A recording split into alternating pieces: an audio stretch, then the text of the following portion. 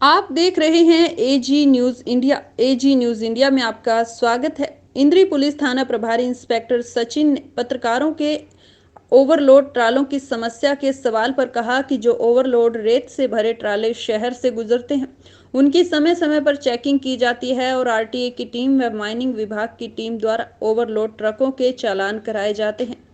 शहर में लगातार गश्त जारी है। गश्त करते हुए यदि कोई ऐसा ट्राला मिलता है तो संबंधित विभाग की टीम को सूचित कर कार्रवाई करवाई जाती है।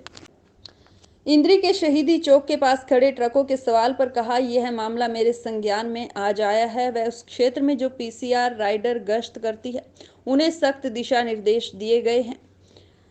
शहीदी चौक के आसपास जो ट्रक रिपेयरिंग मिस्त्री हैं, उन्हें सख्ती से कहा गया है कि वह ट्रकों की मरम्मत व रिपेयरिंग वहां न करें, जिसकी वजह से 2 पहिया वाहन चालक व 4 पहिया वाहन चालकों को किसी प्रकार की समस्या न आए।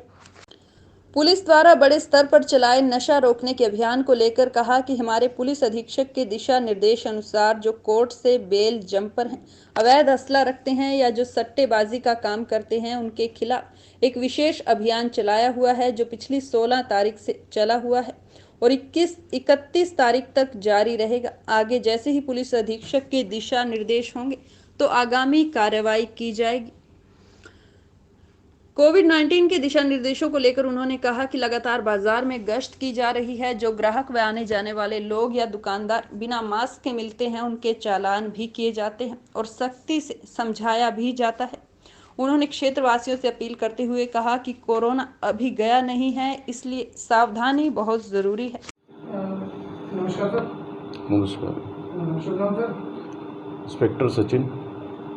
सर, इंद्री क्षेत्र के अंदर देखा जा रहा है कि जो ट्राले चलते हैं रेत के भरे हुए ओवरलोड, वो कुछ मौका देखकर बाजार से निकलते हैं, जबकि हादसे का भय रहता है और ज़्यादातर बिना तरपाल के हैं, जबकि आदेश है श्रीनगर जाने के लिए जो कमर्शियल है, ताकि किसी को दिक्कत ना आए। लेकिन उससे रेत उड़ती है, 2 पहिया वाहन चालक हैं जो उन्हें बहुत ज़्यादा समस्या आती है और हादसे का भी भय रहता है। जी, इसके लेकर क्या कहेंगे? इसको लेके सर हम उधर पेट्रोलिंग हमने वहाँ पे जारी रखी हुई है और जो इस प्रकार के ओवरलोड व्हीकल्स मिलते हैं, उनको जो हमारी माइनिंग विभाग की टीम है और आरटीए डिपार्टमेंट की जो हमारी टीम बनाई गई है, वो उनसे चालान करवाए जाते हैं और उधर गश्त लगातार हमारी जारी है।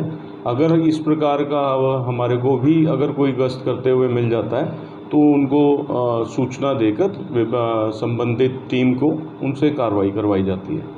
जी सर, अभी हम नहर से आए थे सर, जो इंद्री पश्चिमी यमुना नहर है सर, वहाँ पर क्या है, छोटे छोटे बच्चे, बहुत छोटे बच्चे भी हैं जो नहर पर खुले आम नहा रहे हैं। कहीं ना कहीं हादसों को निमंत्रण दे रहे हैं, क्योंकि जब हादसा होता है तो फिर परिवार खड़ा हो जाता है, सरकार और प्रशासन पर दोष पड़ते हैं। उसको लेकर क्या कार्रवाई चल रही है? सर, ये अभी मैंने आकर जब देखा इस बात को कि जैसे हमारे यहाँ से यमुना नहर निकल रही है और उस पे जो लोग हैं, आज बच्चे वहाँ पे नहर में नहाने के लिए उतरे हुए थे या आते हैं रूटीन में, तो उसके लिए जो हमने वहाँ पे राइडर और पीसीआर की व्यवस्था की है आज से, कि वो अभी उस एरिया को जहाँ पे वो लोग नहाते हैं, बच्चे या बड़े भी हो सकते हैं, तो उनको वहाँ से हटवाया जाएगा। और अभी भी हमारी टीम गई हुई है। अभी कुछ देर पहले भी मेरे संज्ञान में आया था कि वहाँ बच्चे नहा रहे हैं, तो वहाँ हमने गश्त करवाकर और उनको वहाँ से हटवा दिया था। और आगे के लिए मेरी आपके माध्यम से सभी बच्चों से, सभी बुज़ुर्गों से और बच्चों के माता पिता से यही अपील रहेगी कि अपने बच्चों का ध्यान रखें, ऐसे उनको नहर पे नहाने के लिए ना भेजें और उनका कम से कम इतना ध्यान रखें कि बच्चे जा कहाँ रहे हैं।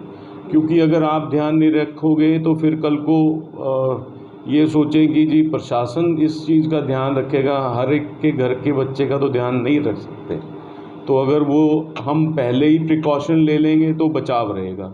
बाकी यहाँ पर फिर भी मैं एश्योर कर रहा हूँ आपको कि बीच बीच में हमारी जो पेट्रोलिंग पार्टीज़ हैं वो जाकर, और मैं स्वयं भी जाके बीच बीच में उनको चेक करूँगा। और यदि फिर भी आप लोगों से, सभी जनता से मेरी अपील रहेगी, अगर किसी ने भी वहाँ पे इस प्रकार की कोई बात होते देखते हैं तो मेरे संज्ञान में लाएं, उस पर त्वरित कार्रवाई करवाएंगे।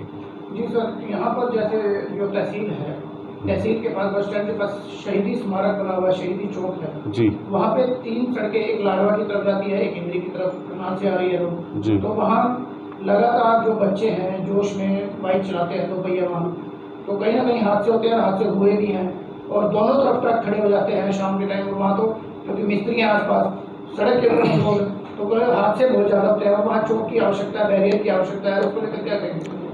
सर वो चीज़ मेरे संज्ञान में आई है और उस पे हमने अभी पर्टिकुलर वहाँ पे, जैसा मैंने बताया कि जो हमारी राइडर पीसीआर वहाँ इलाका में गश्त में रहती है, उनको निर्देश दिए गए हैं कि जो ये ऐसा ट्रक्स को ठीक करते हैं, रिपेयरिंग करते हैं या वर्कशॉप का वहाँ पे कार्य करते हैं, तो उनको सख्त लहजे में ये जाकर कहा गया है कि आप अपने जो व्हीकल्स हैं उनको सड़क से हटाकर अपना सेफ जगह पे जाके, ताकि किसी भी 2 पहिया वाहन को या 4 पहिया वाहन वाले लोग वहाँ से गुजर रहे हैं तो उनको उसकी, इन लोगों के कार्य करने की वजह से दिक्कत ना आए। यदि अभी हमने उनको वार्निंग दी है और यदि फिर भी हमारे नोटिस में ये बात आएगी तो उनके खिलाफ कार्रवाई भी की जाएगी।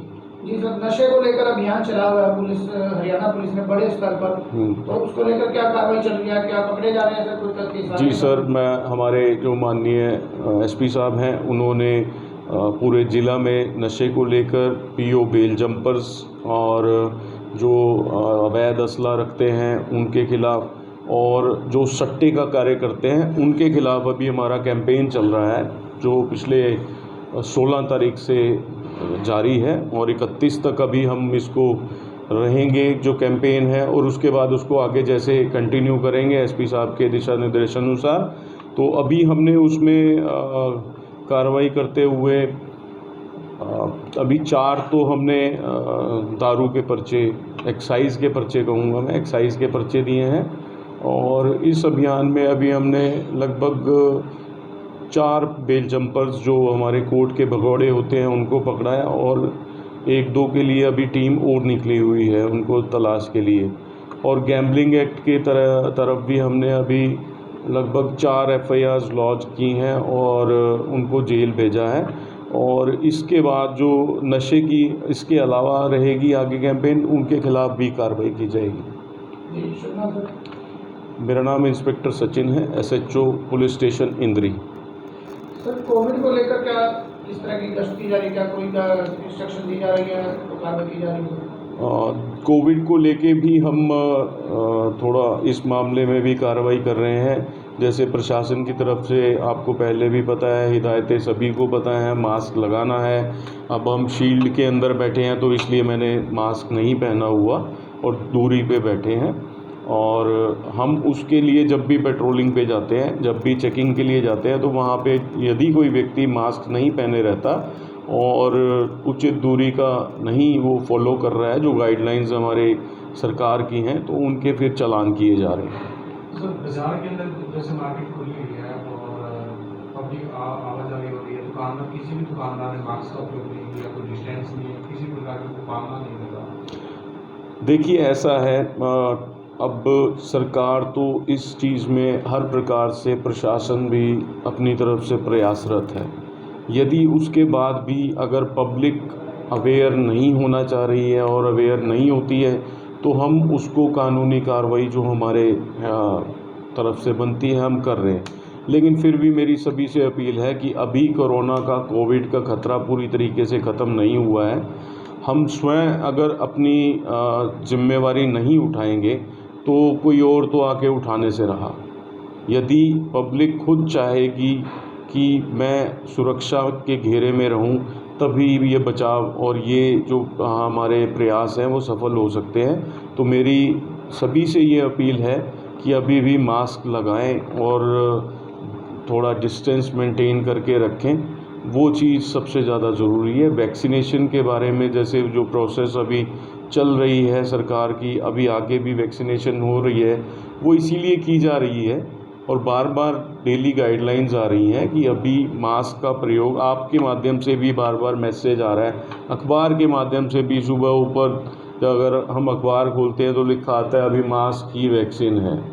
तो ये बड़े सोचने का और गंभीर विषय है कि वाकई में अभी मास्क ही वैक्सीन है।